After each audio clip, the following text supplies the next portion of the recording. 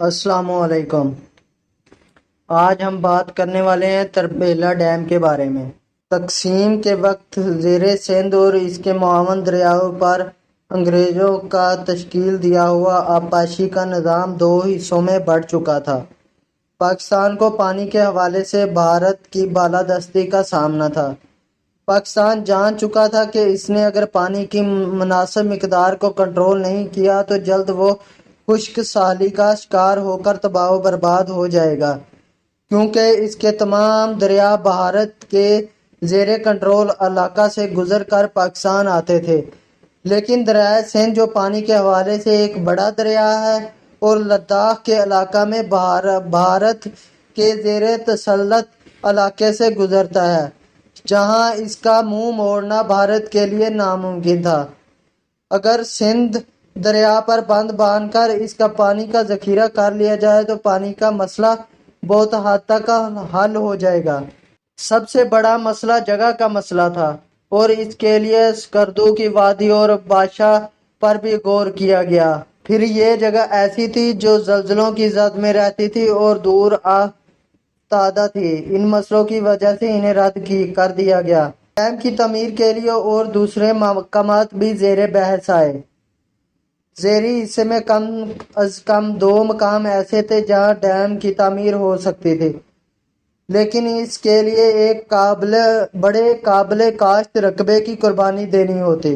آخرکار 14 سال تک اس مسئلہ کا بغور جائزہ لینے کے بعد جیولوجسٹ، ہائیڈرولوجسٹ اور اکنامسٹ اس نتیجے پر پہنچے کہ پانی کی سمت میں آخری بلند پہاڑوں کے فوراً موزوں جگہ تربیلا ہے، جہاں پہنچنا دوسری جگہوں کی نسبت آسان ہے، کیونکہ یہ جگہ اسلام آباد سے صرف 40 میل کے فاصلے پر ہے اور بہاؤ کی جانب زیریں علاقہ جات کی نسبت اوپر کی گھاٹیوں کو بھر کر جھیل بنانا زیادہ موزوں ہو سکتا ہے، کیونکہ اس طرح کم سے کم زیریں زمین زیر آب ہو سکتی ہے۔ حکومت پاکستان نے ملک میں ڈیم بنانے کا منصوبہ مرتب کیا۔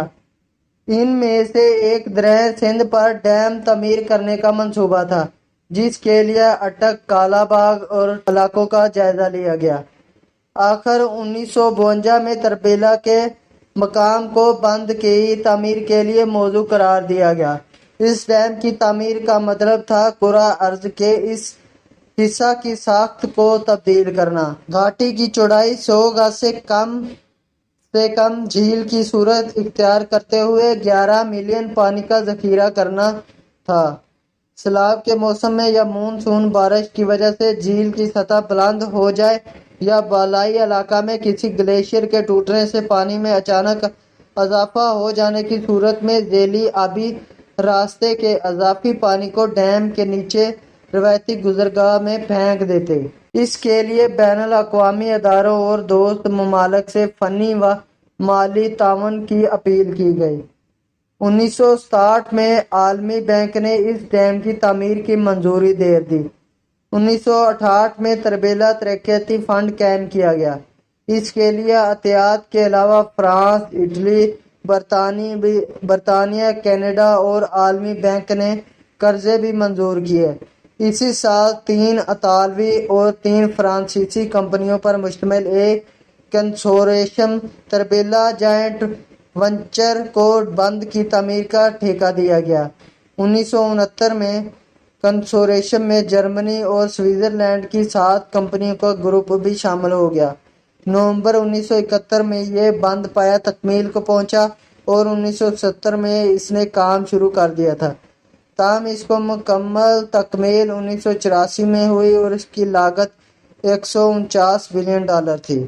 تربیلا ڈیم کا بنیادی مقصد آبپاشی کے استعمال کے لیے پانی کا ذخیرہ کرنا تھا۔ اس کے علاوہ دیگر مقاصد بجلی کی پیداوار اور سیلاب کی روک تھام تھی۔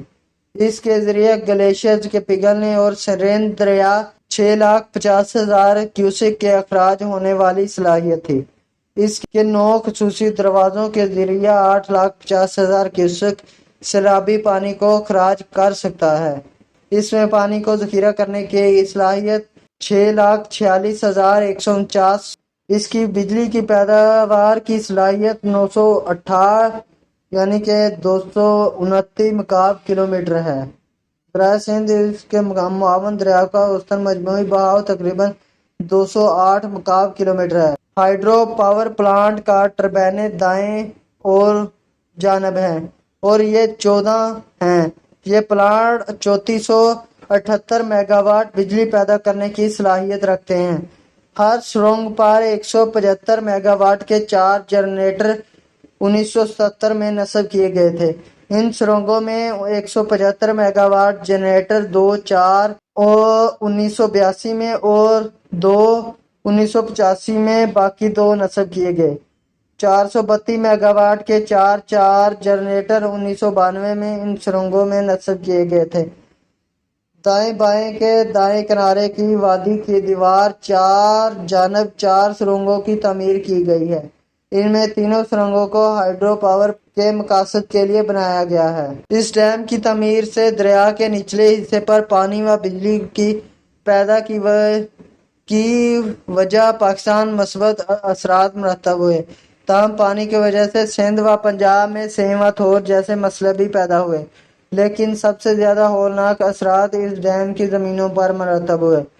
انہیں اپنے آبائی علاقوں سے دربدر ہو کر دوسری جگہوں پر نئے سرے سے اپنی زندگی کو شروع کرنا پڑا۔ اور یہ تھی ہماری آج کی ویڈیو، اور ملتے ہیں اپنی اگلی ویڈیو میں۔ تب تک اپنا اور اپنے پیاروں کا خیال رکھیے گا۔ اللہ نگہبان۔